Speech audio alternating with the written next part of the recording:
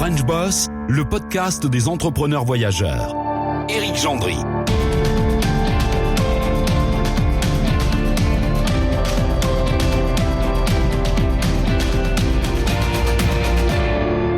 Salut à tous, un décor différent. C'est vrai qu'on n'a pas beaucoup l'habitude dans French Boss de voir des décors tels que celui-ci. On est très très loin des tours de Manhattan ou de Singapour. On est très très loin aussi de la Silicon Valley. Mais pourquoi ce décor aujourd'hui ? Eh bien tout simplement parce que notre interlocuteur, en l'occurrence interlocutrice d'aujourd'hui, va être quelqu'un de très différent, qui vit au Brésil et qui a monté son business là-bas. Un business lui aussi très différent, vous allez le voir, de celui qu'ont les gens avec lesquels on a l'habitude de s'entretenir dans French Boss. Vous restez avec nous.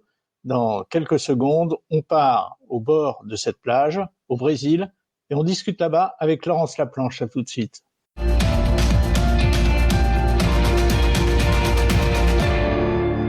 Alors, Laurence, on va passer une demi-heure ensemble et je vous cache pas que je suis ravi de passer une demi-heure avec quelqu'un comme vous parce que dans le cadre de cette émission, c'est vrai qu'on a souvent l'occasion de s'entretenir avec des gens qui sont dans le business pur et dur, dans les affaires, n'importe où dans le monde. Vous êtes quelqu'un de différent et pour le prouver, on va tout de suite parler de la photo qui est derrière moi et que je vous ai demandé de m'envoyer. C'est la photo d'une plage du nord-est du Brésil, sur l'Atlantique. Je voudrais savoir, vous allez me dire le nom de l'endroit exactement, parce que je ne parle pas un mot de portugais brésilien, et vous allez m'expliquer la place qu'a cet endroit dans votre vie, peut-être personnelle, mais aussi et surtout votre vie professionnelle. Alors, oui, en effet, je suis installée donc dans un petit village du nord-est du Brésil, Pontal do Maceo, qui est dans l'état du Ceará, un état où c'est 28 degrés toute l'année, dans l'eau, dans l'air, un ciel bleu 320, 330 jours par an. Donc voilà, c'est déjà une première qualité qui m'a beaucoup plu ici. Et en fait, je suis arrivée sur cette plage en vacances. Et je suis tombée amoureuse du coin, un petit village tout tranquille, avec une population brésilienne mais qui a toujours le sourire, avec un spot de kite, donc là où la photo a été prise, un spot de kite fabuleux, voilà, et un climat des plus favorables. Et du coup, j'ai posé mes valises ici et j'ai décidé d'acheter un terrain sur la plage, de construire ma petite maison d'hôte et de monter mon petit business comme ça et d'organiser les séjours de mes clients en fait, avec toutes les activités, faire découvrir le coin, la région, etc. Et ça, c'était il y a 4 ans, Laurence, en juin 2016. Voilà, donc j'ai découvert le coin en 2015. J'ai acheté mes terrains, etc. Tout ça à ce moment-là, entre 2015 et 2016. Et je suis arrivée, j'ai vraiment posé mes valises début d'année dernière et j'ai ouvert juillet de l'année dernière. Donc je suis là vraiment depuis janvier 2018. Pardon. D'accord. Alors, ce qui est intéressant dans votre démarche, il y a beaucoup de Français qui, un jour, pour des raisons diverses, qui tiennent souvent à des raisons personnelles d'ailleurs, donc c'est pas tellement de notre propos aujourd'hui. Il y a souvent des gens qui quittent la France et qui partent dans des pays comme ça magnifiques pour voir ce qu'ils peuvent y faire et qui souvent ouvrent des chambres d'hôtes, des choses comme ça. Vous, la démarche, elle est différente. Vous avez véritablement créé un hôtel. Il y a une envergure un petit peu différente dans la décision et le choix que vous avez fait. Alors, aujourd'hui, je peux dire que je suis entre les deux, entre la maison d'hôte et l'hôtel, parce que, alors, mon idée première, c'était un hôtel, bien évidemment, mais arriver sur place et construire, etc., les moyens sont retrouvés différents. Hein. J'ai fait tout ça, tout ce projet avec mes petites économies, et donc du coup, l'envergure a dû être différente et j'ai dû revoir un petit peu mes projets à la baisse. Donc, pour le moment, j'ai 4 chambres. Donc ça s'apparente plus à de la maison d'hôte, mais avec un côté service hôtelier, c'est-à-dire que les clients sont reçus comme à l'hôtel et j'ai tout le travail d'accompagnement de pas conciergerie puisque j'aime pas trop ce mot, mais d'organisation, de planification à côté qu'on peut retrouver à la réception d'un hôtel ou des choses comme ça. Donc on est entre les deux et j'ai bien dans l'idée que ça se développe un peu plus et de pouvoir rajouter des chambres à mon espace. Alors, on va parler de votre quotidien professionnel, donc depuis quelque temps ici au Brésil. Je dis ici, j'y suis presque, hein, mais en fait, j'y suis pas véritablement encore. On va en parler. Auparavant, moi, j'ai regardé votre CV. Je suis surpris par votre CV. Il marque des ruptures importantes. Vous avez travaillé, vous êtes de Grasse, hein, enfin, vous travaillez à Grasse. En tout cas, vous êtes Voilà. du sud de la France, de Oui, la je Côte suis de d'Azur, Cannes. de Cannes. Vous avez travaillé à Grasse pendant très longtemps. Vous avez travaillé dans le parfum pendant 14 ans auparavant. C'est Pourquoi ça. vous avez changé? C'est pas seulement le fait d'avoir découvert un bel endroit. Si? Alors, à la base, c'était au tout premier plan, un peu un surmenage, hein, comme beaucoup, hein, beaucoup de stress, beaucoup de responsabilités et un ras-le-bol, envie de faire des choses pour moi et compliqué en France, donc pas d'idées, compliqué. Et puis au cours de ce voyage, donc je suis tombée amoureuse de ce coin. J'ai eu une opportunité pour acheter des terrains, donc j'ai acheté qui au départ était pas forcément pour y faire quelque chose, mais plus à titre d'investissement dans une région en plein développement touristique. Et quand j'en ai eu vraiment ras-le-bol et que je me suis dit bon allez, c'est aussi ta santé qui est en jeu, il faut que tu prennes les choses en main et que tu fasses autre chose. Ça s'est imposé en disant t'as des terrains, dans un petit coin de paradis, fonce. Ouais. Et donc forcément des terrains dans une zone touristique, le choix a pas été très compliqué pour savoir ce qu'on allait y faire quoi. Mais alors, est-ce qu'à un moment, j'essaye de me mettre à votre place, hein, toujours, c'est ce que j'essaye de faire dans cette émission. Est-ce qu'à un moment donné, Laurence, après avoir développé des compétences de commercial dans le parfum pendant des années, est-ce que vous vous êtes véritablement posé la question, est-ce que je saurais faire ce que j'ai envie de faire? Non, pas du tout. Je me suis dit, quand on aime les choses et quand c'est pour soi, on y met plus de cœur. Et je pense qu'à partir du moment où on met du cœur dans les choses, ça peut que fonctionner. Et pour l'instant, alors, qu'est-ce que vous en diriez? Est-ce que ça fonctionne? Qu'est-ce qui fonctionne? Qu'est-ce qui ne fonctionne pas? Alors c'était Dites-moi. très bien parti. C'était très bien parti. J'ai même été étonnée parce que j'ai ouvert juillet dernier, donc jusqu'au mois de février j'ai bien travaillé. J'en étais pour une ouverture, une première année dans un coin paumé, on va dire, parce que moi je suis même pas dans le centre de mon village. Je suis un peu plus excentrée, vraiment sur une pointe, sur la plage, dans un côté très sauvage. Donc c'est encore plus compliqué parce que j'ai même pas de passage et de choses comme ça. Il faut vraiment venir chez moi. Et j'ai été étonnée parce que j'ai bien travaillé et malheureusement les problèmes qu'on connaît tous sont arrivés et là du coup depuis mars c'est beaucoup plus compliqué. Ça commence à peine à reprendre, mais c'est vraiment encore très très compliqué. Donc voilà. Mais sinon le bilan était des 6 premiers mois était très positif et était très encourageant et j'étais bien partie quoi. J'étais dans ma lancée. Et voilà, il y a plus qu'à. J'ai l'impression que c'est un recommencement en fait. Voilà, j'ai l'impression de devoir être obligée de recommencer ce que j'ai fait il y a 6 mois ou il y a 8 mois quand j'ai ouvert. Voilà, on recommence, c'est pas grave, hein. Il faut y aller, hein. C'est pas grave, il faut y aller. Alors, C'est comme ça, c'est comme ça pour tout le monde. Donc de toute façon, on n'a pas le choix, donc faut y aller. mais c'est vrai, Laurence, que vous êtes dans un secteur qui a quand même été extraordinairement touché par le virus. Le secteur du tourisme, c'est un secteur qui a énormément souffert partout dans le monde. Un petit mot d'ailleurs sur la manière dont ça a été ressenti par vous au Brésil, dans cette partie du nord-est du Brésil. Eh ben alors, contrairement à ce que beaucoup de Français peuvent entendre dans les médias, où le Brésil c'est catastrophique, c'est une zone Faut faire rouge, gaffe aux médias, hein, Laurence. voilà, il Faut faut pas faire y gaffe aux aller. médias. Ah je le dis toujours, hein, attention le Brésil, n'y allez surtout pas, c'est dangereux. Alors non, pas du tout. Moi, je suis rentrée en France juste avant la pandémie, une petite semaine pour voir ma famille, et je suis rentrée de justesse dans un des derniers avions qui revenait au Brésil.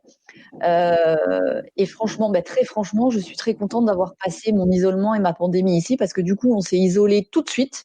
Donc, quand je suis au début de la pandémie, dès qu'en France ça a fermé, moi je suis rentrée et on a fait la même chose. On a eu des masques, du gel, tout a été fermé, isolé, rapidement. Donc, on a eu très très peu de cas, surtout dans les villages. L'accès au village a carrément été fermé par les autorités, donc aucune personne étrangère au village ne pouvait circuler, ne pouvait rentrer. Enfin, ça a été géré, j'ai l'impression même presque mieux qu'en France au début. Tout de suite, ça a réagi rapidement et on a commencé à déconfiner fin juin, début juillet. Donc, même après la France, où là, ça est par phase progressive.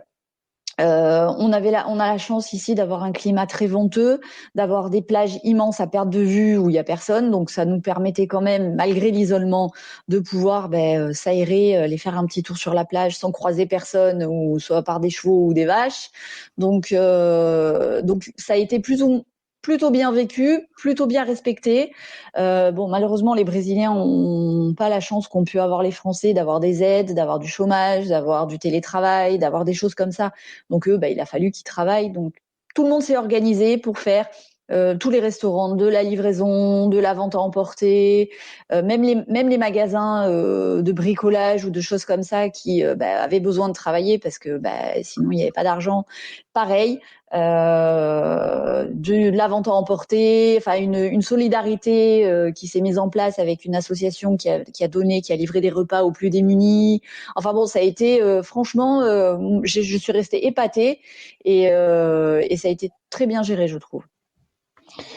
Est-ce qu'au plus fort de la pandémie, qui correspondait encore au début de votre activité, Laurence, est-ce qu'à un moment donné, vous vous êtes dit c'est foutu? Non.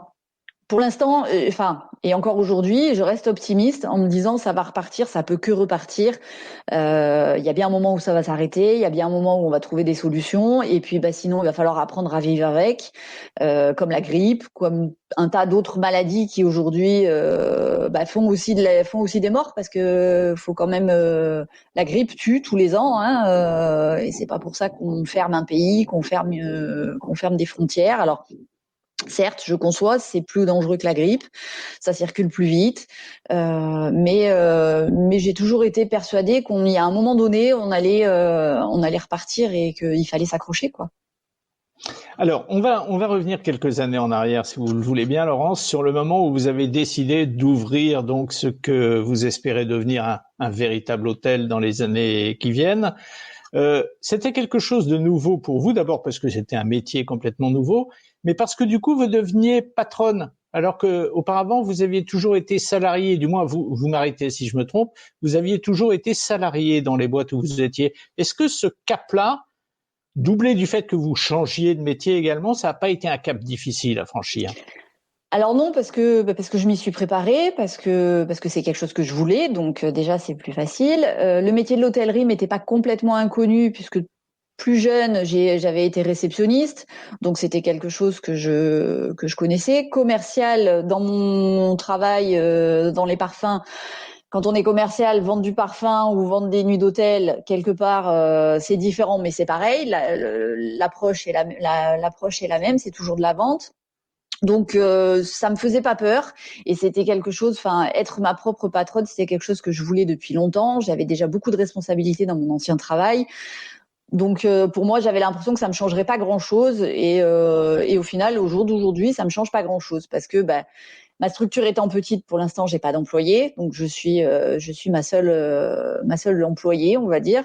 Donc je m'arrange, je m'organise avec moi-même. Donc c'est aussi pas mal. Néanmoins, il y a un aspect administratif auquel vous avez probablement dû vous soumettre. Comment ça s'est passé? Est-ce que vous avez dû créer une société? Est-ce que vous êtes établi en nom propre? Racontez-moi un petit peu la manière dont administrativement vous avez fonctionné au départ.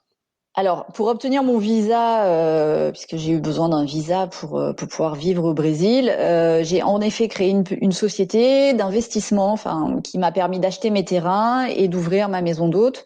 Et cet investissement donc m'a permis d'avoir mon visa permanent pour le Brésil.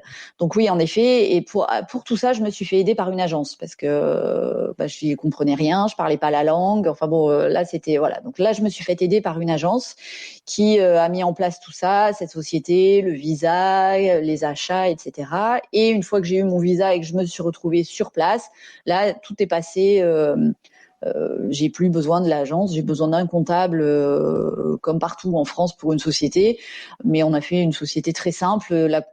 la fiscalité est assez simple au Brésil. Et voilà. Et du coup, voilà, je fais ma petite compta normale. J'envoie tout à mon comptable et voilà. Néanmoins, vous faites quand même un métier aujourd'hui qui est un métier différent, qui est le métier d'entrepreneur. Le fait même que vous fassiez votre compta, c'est peut-être pas quelque chose que vous avez fait pendant toute votre vie. Est-ce que vous avez l'impression aujourd'hui, après toutes ces expériences que vous avez vécues dans le passé, dans votre vie professionnelle, est-ce que vous avez l'impression d'apprendre aujourd'hui beaucoup? Et ma question en filigrane, c'est est-ce que le fait de devenir entrepreneur, c'est un redémarrage dans la vie et qu'on apprend de nouvelles choses? Alors, normalement, oui. Enfin, oui, en général, oui. Moi, j'avais la chance dans mon ancienne entreprise d'avoir beaucoup de casquettes, parce que d'avoir fait du commercial, d'avoir géré une usine, d'avoir fait toute la comptabilité, d'avoir fait de la gestion client, enfin voilà. Donc, au cours de mes 14 années dans cette entreprise, j'ai vraiment fait plein de choses. Donc, à ce niveau-là, j'étais déjà assez riche et pour pouvoir justement gérer une entreprise. Là où j'apprends, c'est plus sur le côté, c'est le Brésil en lui-même, c'est-à-dire sur la culture du Brésil, c'est-à-dire qu'ici il faut être patient. Ici, si vous arrivez avec le stress français ou européen, ça marche pas. Il faut, c'est oui demain. C'est toujours demain. Donc voilà, faut trouver le bon demain, mais c'est toujours demain. Il faut être patient. Cela dit, Laurence, je vous interromps, mais étant natif du Sud, ayant vécu et travaillé dans le Sud, c'est une mentalité qui est pas si éloignée que ça de celle des gens du Sud, non? Ou de certaines parties du Sud, je dirais plus exactement. Parties, et puis ça dépend aussi peut-être du travail, etc. Mais moi, je sais que là où j'étais, c'était tout de suite. Il fallait avoir les réponses avant les questions, et c'était du tac au tac, c'était du jour, de la nuit. Je travaillais beaucoup à l'international, donc avec des décalages horaires et voilà. Donc au final, je pense aussi que c'est quelque chose dont j'avais besoin, c'était de me calmer et de me poser et de pouvoir apprécier les choses. Et je trouve que c'est l'endroit parfait, parce que voilà, c'est pas aujourd'hui, ça sera demain. Ok, ça sera demain, c'est pas grave. C'est pas grave. Ouais. Donc on revient à notre question. Vous apprenez plus aujourd'hui sur la vie même au Brésil, le fait de vivre au Brésil, que sur le métier d'entrepreneur, parce qu'entrepreneur, c'est un métier. Oui, c'est ça, parce que et puis j'apprends aussi sur moi-même, à me poser, à m'écouter, parce que vous vous écoutiez pas avant. Beaucoup moins. Beaucoup moins. Donc j'avais pas le temps. Là aujourd'hui, je prends le temps, je vis aussi pour moi, j'en profite. Quand j'ai des clients, je pars en balade avec mes clients, c'est moi qui les emmène en balade. Donc en fait, c'est du travail, mais sans être du travail, c'est du plaisir aussi. C'est beaucoup de plaisir, beaucoup d'échanges, beaucoup de partage. Et ça, je trouve que c'est différent. Et c'est là où ça fait du bien aussi. Racontez-moi, Laurence, comment vous faites aujourd'hui pour, j'allais dire recruter, c'est pas le mot, mais enfin pour trouver des clients qui viennent chez vous? Est-ce que vous utilisez largement les réseaux que vous aviez peut-être développés auparavant en France? Alors non, c'est des réseaux différents, bien différents, parce que là, je m'adresse directement au consommateur final, alors que dans mon métier précédent, c'était plutôt des distributeurs, des revendeurs ou des choses comme ça. Donc l'approche est un peu différente. J'utilise beaucoup les réseaux sociaux. Je suis beaucoup sur des groupes, sur des groupes de voyageurs, etc. Et c'est bien là où je parle beaucoup de mon coin de paradis, et je fais rêver beaucoup de gens, et sans être obligée de faire de la pub pour moi. J'ai beaucoup conseillé des voyageurs sans même les avoir vus et sans même les croiser, mais beaucoup conseillé sur la région, puisque je la connais un petit peu maintenant. Et du coup, et c'est surtout comme ça en fait, et c'est souvent une accroche personnelle qui se fait avec les gens, et du coup j'ai envie de venir chez toi, ce que tu proposes. Je suis voyageuse toute seule, c'est vrai que le Brésil toute seule ça fait peur, et en porte d'entrée du Brésil ou de l'Amérique du Sud, elles arrivent chez moi, on fait des balades, on part en buggy, on fait du cheval, on va faire des cours de kite, on va en soirée, et on se fait un petit apéro ici, et la plage, et une régate, et voilà. Ça va la vie, Laurence? C'est pas. Ouais, c'est bien. Vous souffrez pas trop de votre vie actuelle? Ah non, moi je suis très bien là, ça me plaît bien. Ça se voit, je vous rassure, ça se voit. Bon voilà, c'est l'essentiel. Et en fait voilà, et les gens, ça leur donne envie, et ça leur. Le premier pas en Amérique du Sud ou au Brésil se fait en compagnie de quelqu'un qui qui connaît, et du coup beaucoup de barrières tombent. Et après, allez, t'es prête, tu vas à Rio, tu fais ci, tu fais ça. Voilà, les clients après, elles partent plus tranquilles aussi, plus sereins, avec plein de conseils, avec déjà plein de belles choses dans la tête, plein de belles expériences. Et c'est vrai que puis même pour moi c'est cool aussi, parce que de rencontrer plein de gens différents, partager des choses différentes avec chacun, ça aussi c'est très sympa. Laurence, après vous avoir lu quelques trucs sur vous, après vous écouter depuis plus de 19 minutes, j'ai une impression, vous allez me dire si je me trompe, j'ai l'impression que, allez, je vais employer un gros mot, je sais que ça le fait pas, et puis en plus de ça, ça peut pas du tout correspondre à vous, j'ai l'impression que vous êtes très couillu, vous n'avez pas peur. C'est ce que beaucoup de monde me dit, et peut-être moi j'ai pas l'impression d'avoir fait quelque chose d'extraordinaire, mais en tout cas je me suis écoutée, je suis partie, je me suis lancée, j'ai dit ça marche, c'est très bien. Alors je me suis aussi avant de partir, de me lancer, je me suis aussi bien mis dans la tête que ça pouvait ne pas marcher, ça pouvait ne pas me plaire, parce que entre venir en vacances et vivre, il y a une différence.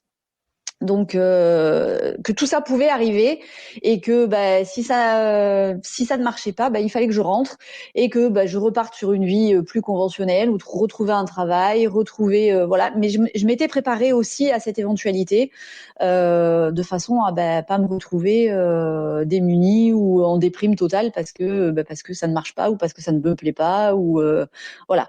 Et que l'échec peut faire grandir aussi, peut arriver, et peut nous faire rebondir, et que voilà, je m'étais bien conditionnée à tout ça pour pouvoir partir sereine en fait. Et vous êtes, je dirais, d'autant plus courageuse que, d'après ce que j'ai lu à droite à gauche, c'est une région du Brésil qui n'est pas encore très ouverte au tourisme. Donc, vous êtes d'une certaine manière un petit peu une pionnière. C'est un risque supplémentaire par rapport au fait d'aller ouvrir un hôtel aussi loin de chez soi. Oui, alors il est limité parce que justement, quand j'ai bien aimé le coin, et que je me suis un peu plus renseignée sur les possibilités, etc.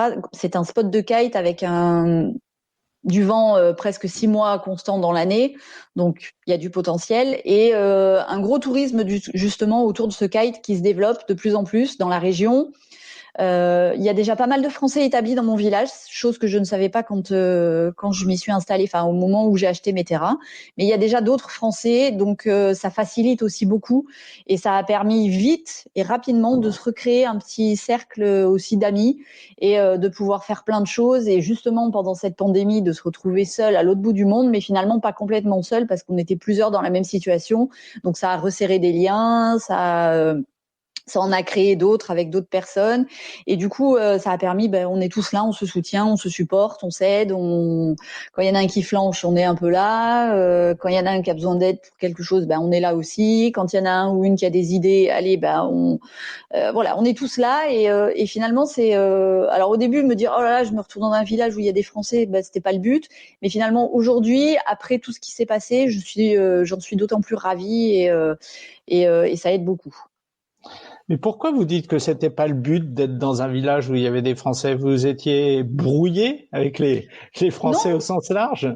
non, pas brouillé, mais de partir à l'aventure à l'autre bout du monde, c'était vraiment pour découvrir quelque chose d'autre, et une nouvelle culture, et des nouvelles mentalités, des nouvelles personnes, et pas forcément pour se retrouver et se recréer et se retrouver en France, quoi. Mais au final, les deux marchent bien, parce que j'ai pu créer un cercle d'amis et des relations avec des Brésiliens, mais aussi avec des Français. Et c'est vrai que se retrouver avec des gens qui parlent la même langue, qui ont la même mentalité, qui ont la même façon de penser, ça aide aussi. Des fois, c'est plus facile. Est-ce que ça veut dire justement que dans ce métier d'entrepreneur, bon, vous savez, nous, on rencontre verbalement beaucoup d'entrepreneurs français à l'étranger, parce que c'est pas un petit peu, c'est le but de cette émission. Est-ce que le fait d'avoir un socle autour de soi de gens, même si on les connaît pas depuis très longtemps, on a confiance en eux, est-ce que c'est une force pour le jeune entrepreneur? Oui, bien sûr. Bien sûr, parce que c'est des gens qui sont aussi potentiellement passés par là avant. donc qui peuvent avoir des bons conseils, qui ont qui sont établis aussi, donc ça aide aussi pour l'intégration, pour s'intégrer dans le village, dans la vie du village. Moi, ça s'est fait relativement facilement aussi, mais puis c'est vrai que quand je suis arrivée, j'ai aussi vécu quelques semaines chez des Brésiliens parce que parce qu'il fallait que je me loge, etc. Donc j'ai été reçue gracieusement chez une amie quelque temps, mais après il a fallu que le temps que mes travaux finissent, je me suis logée chez des Brésiliens, etc. Donc tout ça aide aussi à l'intégration dans la vie du village et dans la communauté. Mais voilà, donc oui, moi je pense que aujourd'hui, je pense que c'est un atout. Mais justement, vous parliez des travaux que vous avez fait au début quand vous êtes arrivé et que vous êtes dit il faut que je construise cette maison qui va accueillir des clients. Comment vous avez fait pour choisir les corps de métier? Comment vous avez fait pour choisir les gens ne connaissant personne? Il y avait une part de risque énorme quand même. Ah ouais, et puis encore plus parce que j'ai commencé à faire la construction, donc j'ai tout géré à distance. J'ai commencé la construction, j'étais encore en France pour des raisons professionnelles, personnelles, etc. J'avais pas pu partir tout de suite. C'est commode.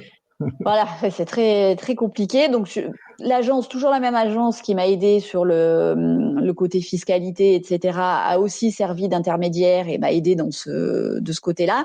Mais c'est vrai qu'aujourd'hui, si je devais faire des travaux, quand je vais devoir m'agrandir, heureusement, ça va se passer différemment et je serai là. Et maintenant, j'ai fait des contacts dans certains de corps de métier, etc. Et maintenant, j'ai de quoi trouver une équipe pour faire de la construction, etc. Mais au début, ça a été compliqué, donc c'est l'agence qui a géré ça. Donc tout s'est pas forcément passé comme je voulais, tout n'a pas été comme je voulais, mais bon, il y a un moment donné, il faut faire des concessions. Et moi, j'étais pas sur place, donc c'était la solution la meilleure que j'avais trouvée sur le moment. Alors aujourd'hui, ça serait différent, mais ça a été comme ça. Donc oui, ça a été d'autant plus couillu comme vous dites parce que tout le monde m'a dit mais t'as eu une chance folle parce que en général ces plans-là ça marche pas hein. Si t'es pas là, bon certes t'as eu quelques petits problèmes mais en rapport de ce que tu aurais pu et ce que tu aurais dû avoir comme problème, franchement tu t'en tires bien donc j'ai eu de la chance, j'avais une bonne étoile. Laurence, quand vous regardez en arrière, quelques années en arrière, depuis le jour où vous avez décidé de faire ça et où vous avez mis votre décision en route, est-ce que vous considérez que vous avez fait des erreurs et si oui, lesquelles? Bah ça, c'en est une, hein, l'erreur de pas venir, de pas être sur place et de pas prendre le temps de chercher, voir ce qui se fait, etc., etc. Ça, pour moi, je pense que c'en est une. Donc ça m'a coûté, on va dire, un petit peu plus cher. Voilà la conséquence. Que si j'avais été sur place, si j'avais eu le temps de rencontrer des personnes, mais malheureusement j'étais dans l'impossibilité de le faire. Donc l'un dans l'autre, et à un moment donné, il faut bien avancer, il faut bien prendre quelques décisions et voilà. Et peut-être que si j'étais venue, je m'en serais peut-être pas sortie non plus. Donc faut pas regretter, faut juste dire, je me dis juste maintenant je suis là, ça se passera différemment. Et voilà.